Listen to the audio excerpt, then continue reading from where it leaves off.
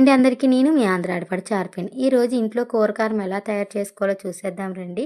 అది మన ఆంధ్ర స్టైల్లో పాతకాలపు పద్ధతిలో ఇలా తయారు చేసుకుంటే 6 నెలల వరకు నిల్వ ఉంటుంది, పురుగు పట్టదు, అలాగే కలర్ కూడా చేంజ్ అవ్వదు.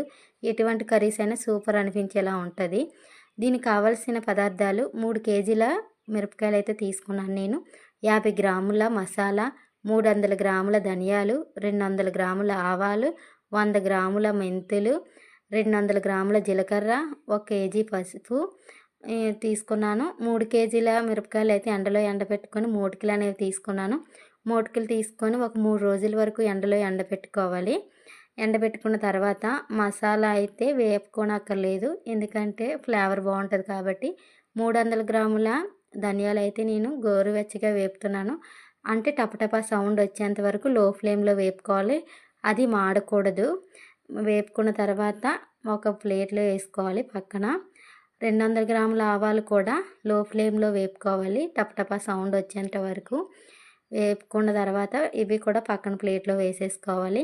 100 గ్రాముల మెంతులు కూడా వేసుకొని వేపుకోవాలి. ఇవి కూడా కొద్దిగా కలర్ చేంజ్ అయ్యేంత వరకు ఉంచి ఇవి కూడా పక్కన ప్లేట్లో వేసుకోవాలి. 200 గ్రాముల జీలకర్ర కూడా వేసుకొని వేపుకోవాలి. జీలకర్ర వేపేటప్పుడు స్మెల్ భలే వస్తుంది. వేపుకొని ఒక పక్కన ప్లేట్లో వేసుకోవాలి. వేపుకున్న ఈ మసాలా దినుసుల్ని మనం మోటుకులు తీసుకున్న మిరపకాయలని ఎండలో ఎండబెట్టుకొని కేజీ పసుపునైతే కచ్చాపచ్చా దంచుకోవాలి. రోట్లో వేసుకొని కచ్చాపచ్చా దంచుకొని ఒక ప్లేట్లో అయితే తీసుకోవాలి. ప్లేట్లో తీసుకొని ఈ మోటుకులు తీసుకున్న ఎండుమిరపకాయలని, వేపుకున్న మసాలా దినుసుల్ని, ఈ పసుపుని మొత్తం ఒక గోన్లో అయితే వేసుకొని మిల్లుకి అయితే పట్టుకెళ్ళి పౌడర్ చేసుకొని తెచ్చుకున్న తర్వాత ఒక 1/2 కేజీ వెల్లుల్లిపాయలు అయితే తీసుకొని తోలు తీసుకోవాలి. తొక్కలు తీసుకొని పక్కన పెట్టుకోవాలి.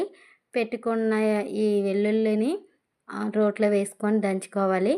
రోట్లో వేసుకొని దంచుకొని ఒక ప్లేట్లో తీసుకున్న దాన్ని మనం మిల్లు నుండి తెచ్చిన ఈ కారం పౌడర్ని అయితే చూడండి, తెచ్చిన వెంటనే స్మెల్ అయితే భలే వస్తుంది. ఇందులో దంచుకున్న వెల్లుల్లిపాయల రబ్బలు అయితే వేసుకోవాలి.